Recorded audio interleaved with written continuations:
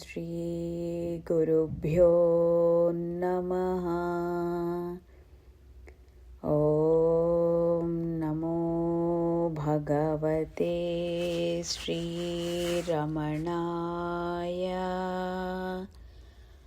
ఓం నమో భగవతే శ్రీ సాయినాథాయ.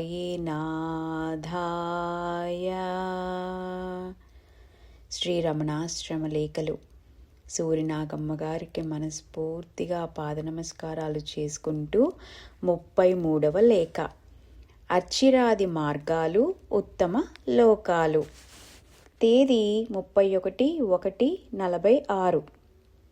ఈ ఉదయం అచ్చిరాది మార్గాలను గురించి రాసిన వ్యాసం పేపర్లో చదివి, అచ్చిరాది మార్గాలు తద్వారా ఉత్తమ లోకాలు అని ఏవేవో రాస్తారు. అన్ని లోకాలు ఇలాగే ఉంటాయి.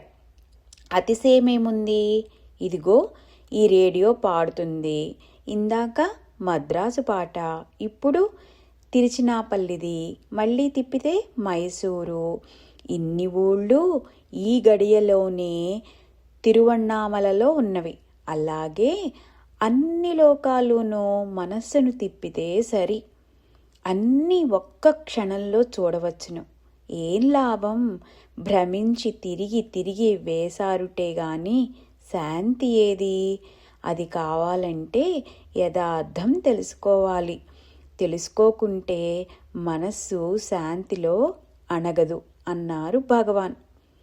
ఇలాగే ఆ మధ్యనొకరు వైకుంఠమని, కైలాసమని, ఇంద్రలోకమని, చంద్రలోకమని అంటారే, అవన్నీ నిజంగా ఉన్నవా అని భగవంతులను ప్రశ్నించారు. అవునండి, నిజంగా ఉన్నవనుకోండి. అక్కడ ఇలాగే ఒక స్వామి కూర్చుని ఉంటాడు. ఇలాగే భక్తులు పరివేష్టించి ఉంటారు. ఏదో వారు అడుగుతారు, ఏదో వీరు చెబుతారు.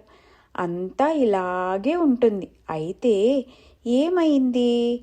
చంద్రలోకం చూస్తే ఇంద్రలోకమని, ఇంద్రలోకం చూస్తే వైకుంఠమని, వైకుంఠం చూస్తే కైలాసమని, ఇదని అదని మనస్సు పరిభ్రమిస్తూనే ఉంటుంది. శాంతి ఏది?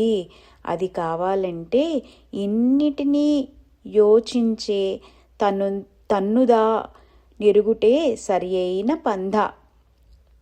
ఇన్నిటినీ యోచించే తన్ను దా నెరుగుటే అంటే తనను తాను ఎరుగుటే సరియైన పంద. తన్నుదా నెరిగితే ఇన్ని లోకాలను సంకల్ప మాత్రాన తనలోనే తా కనవచ్చును. ఇన్నిటికీ మూలమైన తన్నుదా అంటే తన్ను తాను కన్నచో తనకున్న అన్యమేదియు కానరాదే. అంటే నీలోనే అన్నీ ఉన్నాయి, అదంతా భావనే అని చెప్తున్నారు. అప్పుడు ఈ ప్రశ్నయే రాదు. ఆ వైకుంఠము కైలాసము ఉండకపోని నీవు ఉన్నావనుట నిజమే కదా. నీవెలా ఉన్నావు? ఎక్కడున్నావు? నీ స్థితి గతి నీవు తెలుసుకో ముందు. ఆ తర్వాత ఆ లోకాలను గురించి ఆలోచిద్దాం అన్నారు భగవాన్.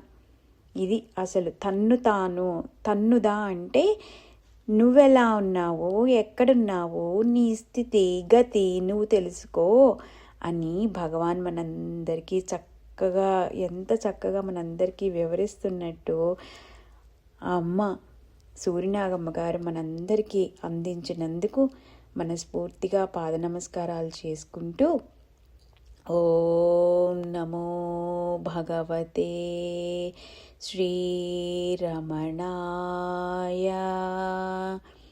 ఓం నమో భగవతే సాయినాథాయ.